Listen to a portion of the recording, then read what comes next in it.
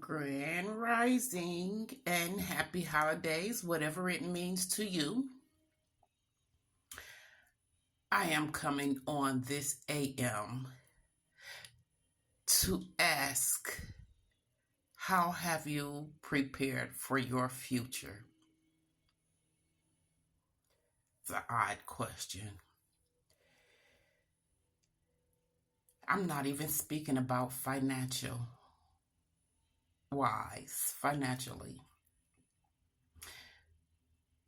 How have you prepared for your future in the way you treat others? They used to tell us, be careful what toes you step on because they might be the boss you sit in front of in your future. Then there was the question of, where do you see yourself in 5 years? So I'm going along that walk, that path on preparing for your future. For instance, if you thought later on down the line, this would be the person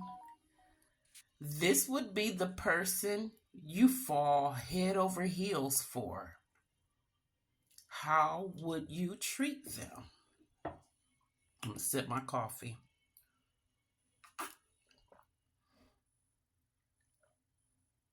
Okay, back to the situation at hand.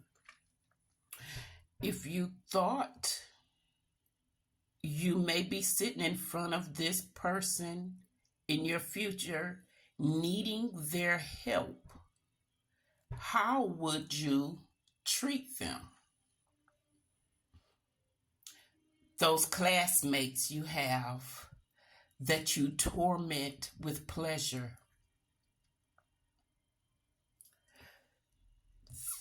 they may be your boss sometime in the future. You may be at their mercy, broke down on the side of the road, and they have what it takes to get you back up and running. People still probably question, why should I treat people right? The world hasn't been good to me. Well, if that's the path you've been on, math that up. If you're doing what you've always done, you'll get what you've always gotten. So, if you walk a negative path, negative is what you pick up. If you treat people right, the best case scenario is that people will treat you right. Now, don't misunderstand what I'm saying, because a lot of people do not like your light. Your light burns their shoulder pads. So, everybody you smile at won't smile back. Some will, some won't. Don't let it make your day.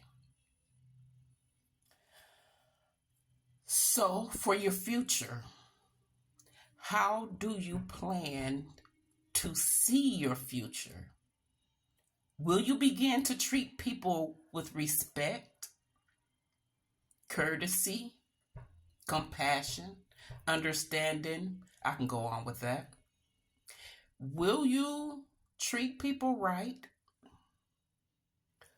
Or will you step on any toes possible? There's a lot of people that don't care whose toes they step on. And I commend them because they don't care what consequences they get in return. That's brave. I myself understand how it feels to take a tumble downward. I've had my share of doing wrong. I've had my share of tumbles.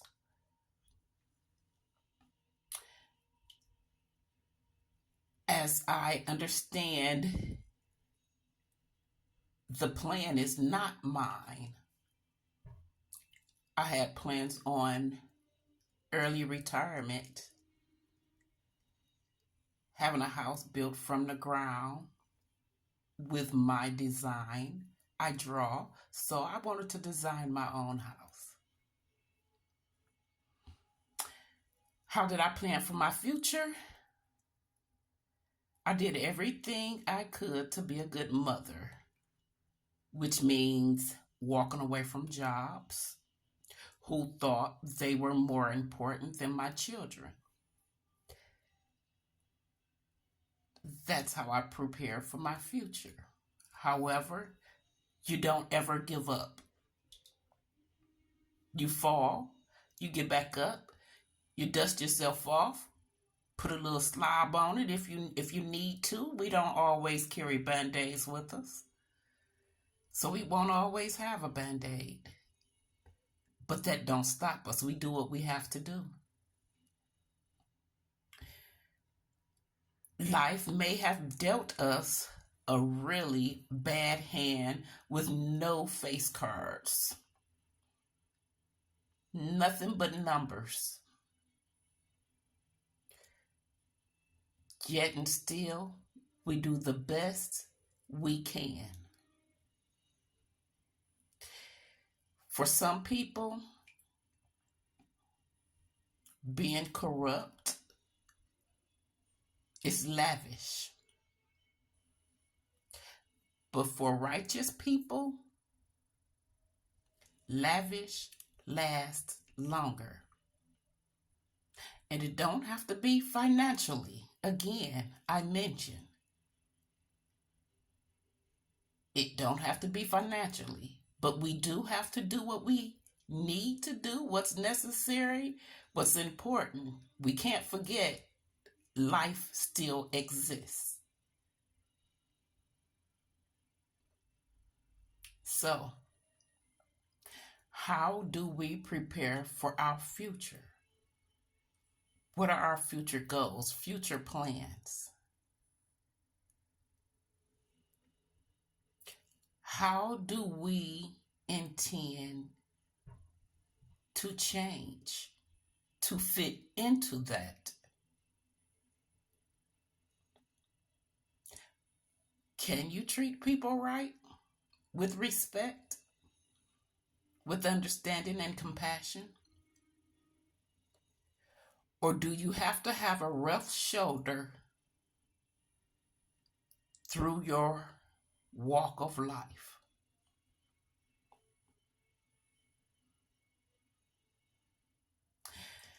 That was just something I was sitting back thinking of.